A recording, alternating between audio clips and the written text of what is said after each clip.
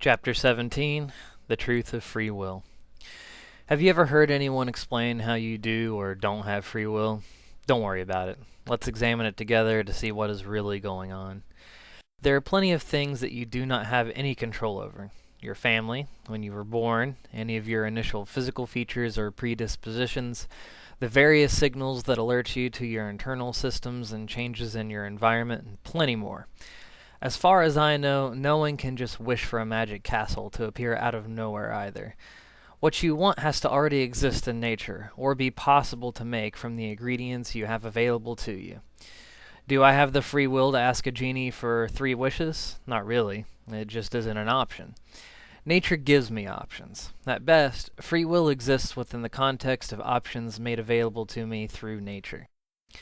Think about the things that you think that you choose. The food you eat is a pretty common choice, but really you are responding to a series of neurochemicals that tell you what you like. The same process could apply to just about anything involving your tastes for how you arrange your room, where you choose to live, or what type of education you pursue. I never chose to like video games, I just like them. So what role does choice play in my many hours of gaming? At any given moment, you do have a choice. It may not be the choice that you think, but let me elaborate.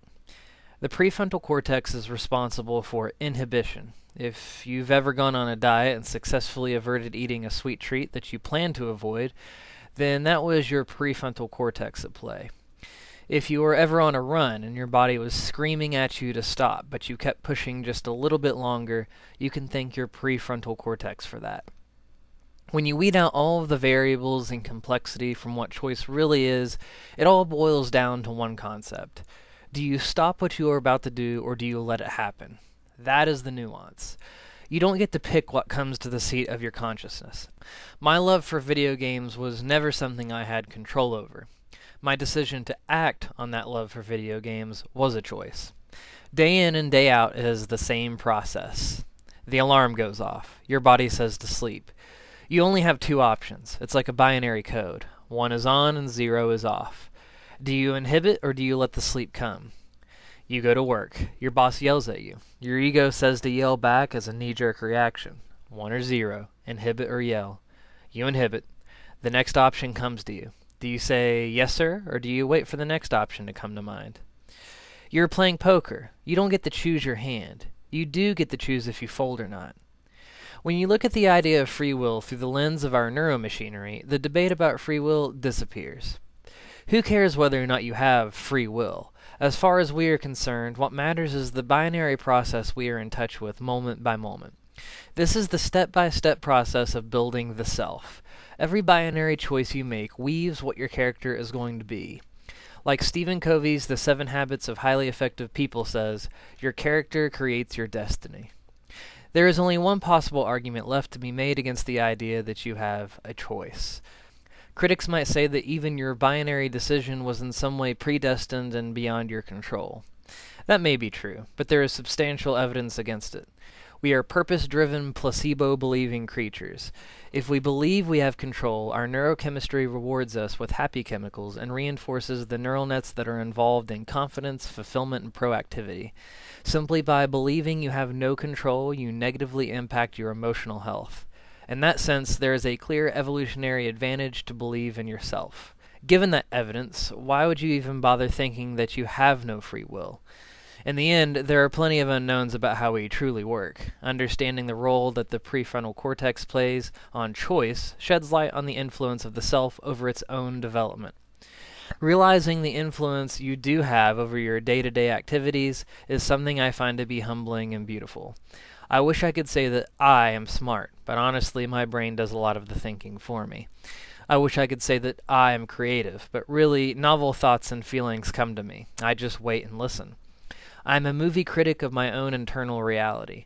I just get to vote on what passes to the outside for everyone else to see. The more I vote on what gets to the outside, the more I mold who I am to everyone else. No one gets to see what's really on your inside. We aren't there yet. For now, we get to see each other's sculptures. We get to see each other's binary art. Art inspires. When you start inspiring others, you start to change the world. Don't underestimate your ability to choose. That way you won't underestimate your ability to inspire others.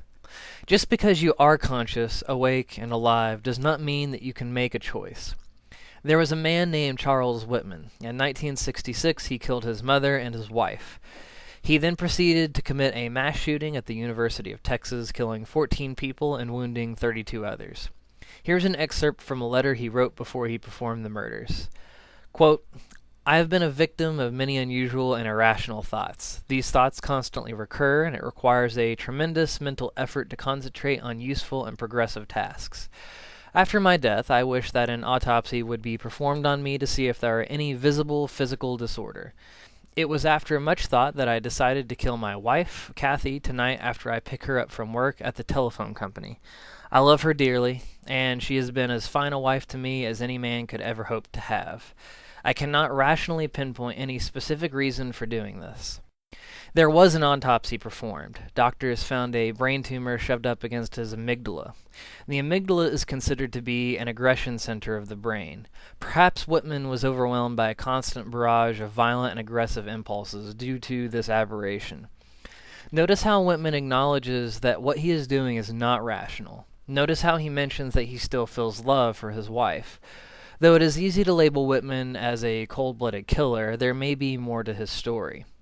In the field of psychoanalysis, there is actually a term called psychic energy. Despite how cool it sounds, it is meant to quantify the mental energy we have available to us to make our day-to-day decisions. You know what I'm talking about. It's not exactly easy to delay pleasure and inhibit behavior that would otherwise be rewarding. I can resist a chocolate bar, but it takes effort. The energy that I use to resist the bar is not limitless. That's why we give in under the right circumstances. None of us contain infinite psychic energy. If you balance your day out, eat right, and get enough sleep, you can maximize the potential of your psychic energy. However, once you start to run out, you become grouchy. You are more prone to knee-jerk reactions. You start snapping at people. You stop inhibiting because you don't have the energy. With the concept of psychic energy in mind, reconsider Whitman's position. Imagine having to deal with a constant barrage of aggression signals. Whitman is an adult. He knows not to hurt the people he loves, but every time he has to inhibit the aggression response, he loses a little bit more energy. Day in and day out, this continues. Then the day comes he can't inhibit anymore. He can't make the choice. Try holding a 5-pound weight in front of you with your arms straight out as long as you can. You cannot do it forever. You need rest. Whitman did not get rest. Whitman's circumstances ties in several ideas that have been previously discussed. It's easy to judge Whitman. Who knew that he had a brain tumor? How long had he been experiencing all of this? How many other people are suffering from a similar circumstance right now?